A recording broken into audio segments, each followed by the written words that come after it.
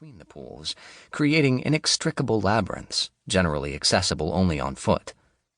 The salt marshes may have been flat, but you still couldn't see very far.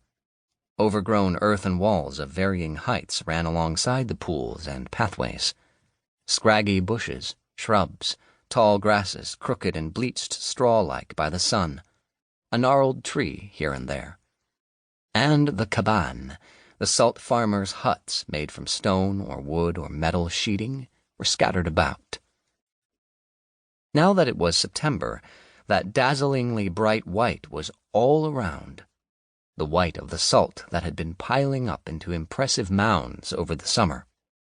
It lay in careful heaps, narrowing to peaks like volcanoes and sometimes 2 or 3 meters high. Commissaire Georges Dupin from the Commissariat de Police Concarneau couldn't help smiling.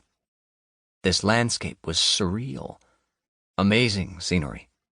The atmosphere was heightened by the overabundance of color in the sky and the water, an extravagant display of every shade of violet, pink, orange, and red caused by the setting sun. And as the late summer evening slowly closed in, a refreshingly brisk breeze picked up at the end of another baking hot day. Commissaire Dupin locked the car, one of the force's official blue, white, and red cars. The impressively old and problematically small Peugeot 106 served as the Commissariat's general backup car. Dupin's own dearly beloved, equally ancient Citroën XM had been at the garage for 10 days. It was the hydro-pneumatic suspension, for the umpteenth time. Dupin had parked at the side of the road, half on the grass. He'd walk from here. It was a narrow little road that meandered through the salt marshes, but at least it was paved. It had not been easy to find. Branching off the Route des Marais, it was one of only 3 winding roads between Le Croisic and Guerande town that cut across the salt land.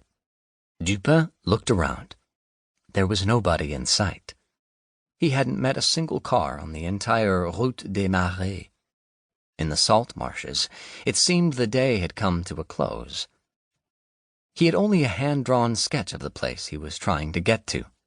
It showed a hut near one of the salt marshes, toward the open lagoon about 300 meters away. He would search the salt mine in question and the huts linked to it, keeping an eye out for anything suspicious. He had to admit it was all a bit vague. Once he had taken a look around, he'd head straight for Le Croisic. Dupin figured this was how it would go. After a brief and likely fruitless inspection of the area, he would be in Le Grand Large a quarter of an hour from now, eating Breton sole fried a golden brown in salted butter. And over a glass of cold Quincy, he would be looking out at the water, the pale sand and turquoise of the lagoon, watching the last of the light gradually disappear in the west. He had been in Le Croisic once before, last year, with his friend Henri, and had great memories of the little town and of the soul. Regardless of the fact that the reasons he was here were extremely vague, dubious, and downright ridiculous, Commissaire Dupin was in a decidedly good mood this evening. In fact, he had had an overwhelming urge to get outdoors again at last. He had spent 5 weeks, more or less every single day, in his stuffy, airless office. 5 weeks! Kept busy with mind-numbing desk work, official paperwork, the usual trappings of bureaucracy. The tasks that, unlike in books and films, filled the life of a real commissaire over and over again. New patrol cars for his 2 inspectors were accompanied by new regulations for the use of vehicles allocated for the fulfillment of police duty. 800 pages long, with 9-point type and practically no line spacing. It was extremely important, with a number of crucial reforms, according to the prefecture. A raise for his ever-patient secretary Nolwenn. Finally, he had been fighting for it 2 years and 9 months. Painstaking filing for 2 old, trivial cases. This was a record for him, since he had been relocated.